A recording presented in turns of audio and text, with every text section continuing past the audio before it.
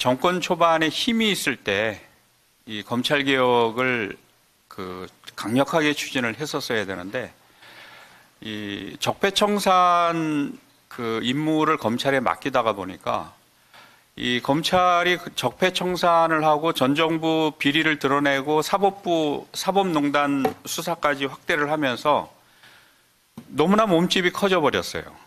국민들 가운데 지탄을 받다가 다시금 응원과 지지를 받는 이런 상황이 돼버렸단 말이죠.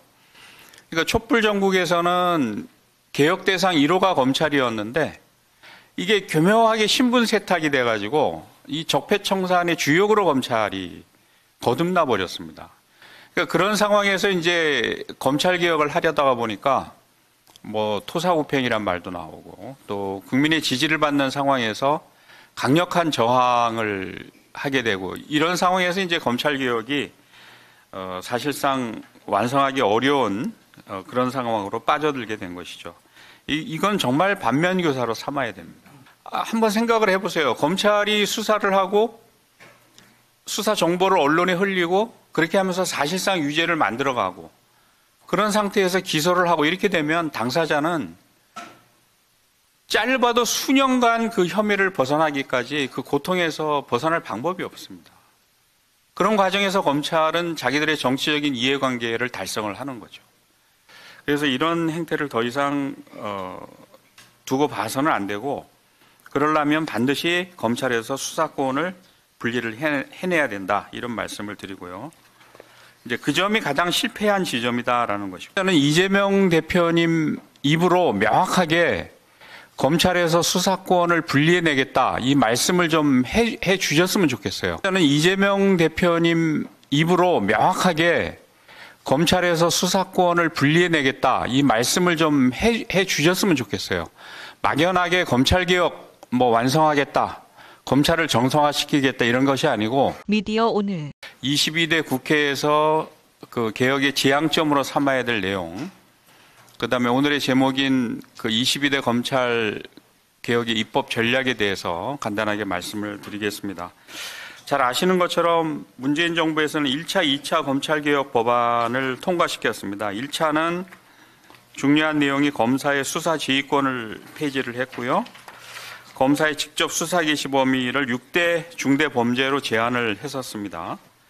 그리고 2차 검찰개혁 법안, 이게 이제 검수안박법이라고 알려졌지만 사실 그것은 아니죠.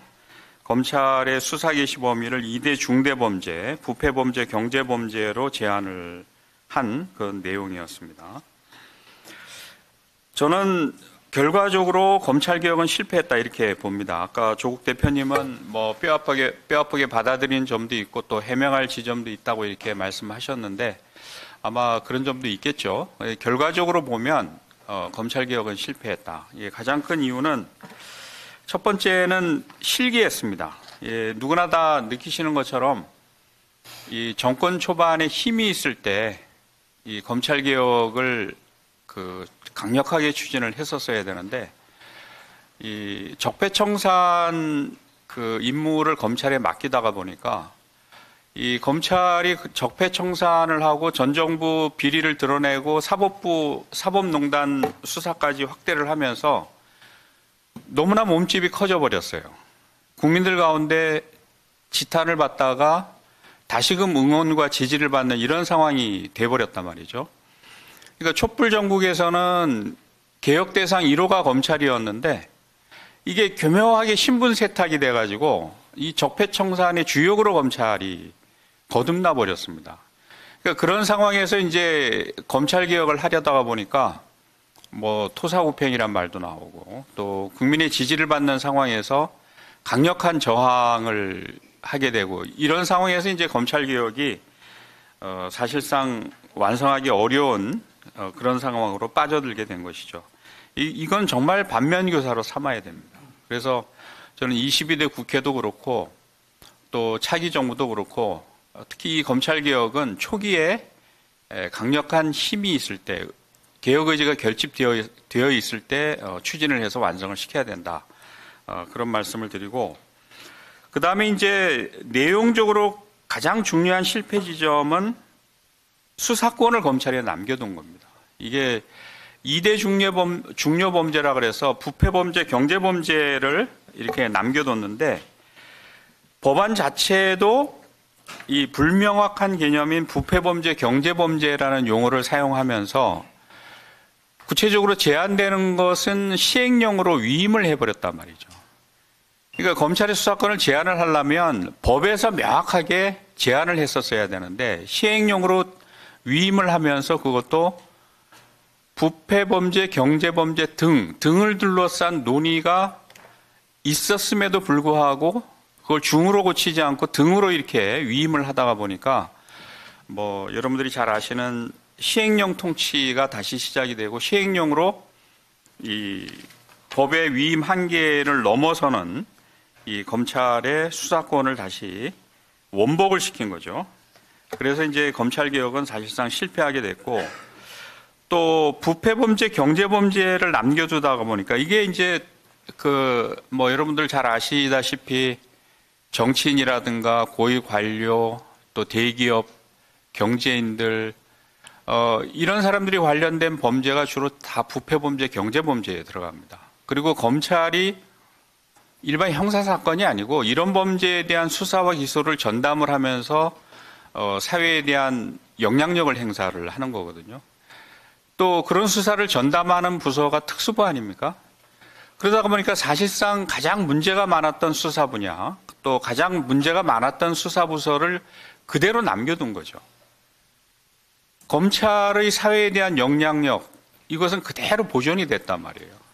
이거는 검찰개혁을 했다고 말할 수가 없는 거예요. 우리가 검찰의 직접 수사 범위를 2대 범죄로 제한을 했지만 사실상 검사가 우리 사회에 힘을 쓰고 영향력을 행사할 수 있는, 그 다음에 특권을 누릴 수 있는 모든 범죄에는 그대로 행사를 해버리게 된 거죠.